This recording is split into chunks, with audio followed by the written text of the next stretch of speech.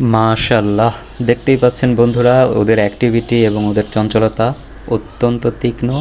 আমার এই মেল পাখিটা কিন্তু ব্রিডিং মুডে চলে এসেছে এবং দেখতেই পাচ্ছেন ওরা কিন্তু পেয়ারটা নিয়ে নিয়েছে।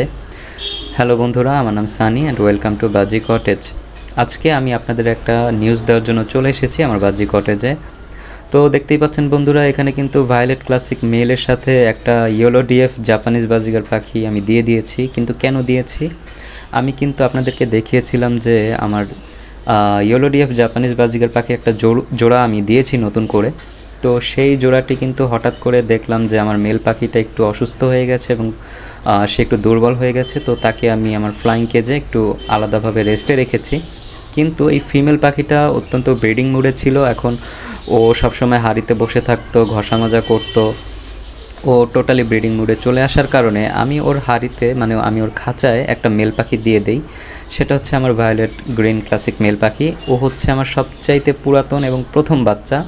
তো আমার যেহেতু সবচাইতে পছন্দের এই পাখি মেলটা, তো আমি আমার এই মেল পাখিটা আমার এই ইয়েলো ডিএফ জাপানিজ বাজিগার পাখির ফিমেলের সাথে রেখে দিয়েছি এবং ওমা দেখলাম আধা ঘন্টার মধ্যেই তারা জোড়া নিয়ে নিল। মাশাল্লাহ বলতেই হবে বন্ধুরা, কারণ এত শর্ট টাইমে জোড়াটা আমি প্রথমেই দেখলাম, তাও আবার ভিন্ন ভিন্ন জাতের মধ্যে। আমার এইটা ইয়েলো ডিএফ কিন্তু টোটালি জাপানিজ বাজিগার, আর এটা কিন্তু একটা নর্মাল ভায়োলেট ক্লাসিক বাজিগার পাখি।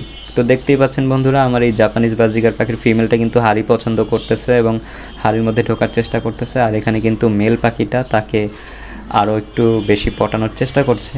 তো এখন দেখা যাক তাদের ব্রিডিং রেজাল্ট কী হয় এবং তাদের আপডেটটা কী হয়, সেটা কিন্তু আপনাদেরকে আমি প্রতিনিয়তই জানাবো। দেখতেই পাচ্ছেন একে অপরকে খাইয়ে দিচ্ছে। আমার এই মেল বাজরিগার পাখিটার কিন্তু বয়স মাশাল্লাহ খুবই ভালো কোয়ালিটির বয়স। বয়স বলতে ওর মানে ব্রিডিং করার জন্য যে বয়সটা প্রয়োজন আর কি, 1 থেকে 1.5 বছর বা 8 মাস 9 মাস, কিন্তু এই পাখিটার বয়স 1.5 বছরের মতন আমার এই সবচেয়ে পুরাতন যে বাচ্চাটা মেল। আর ইয়েলো ডিএফের বাচ্চার বয়সটা আমি সঠিক বলতে পারতেছি না, কারণ আমি যার কাছ থেকে কিনেছি তার কাছে ছিল 2 মাস।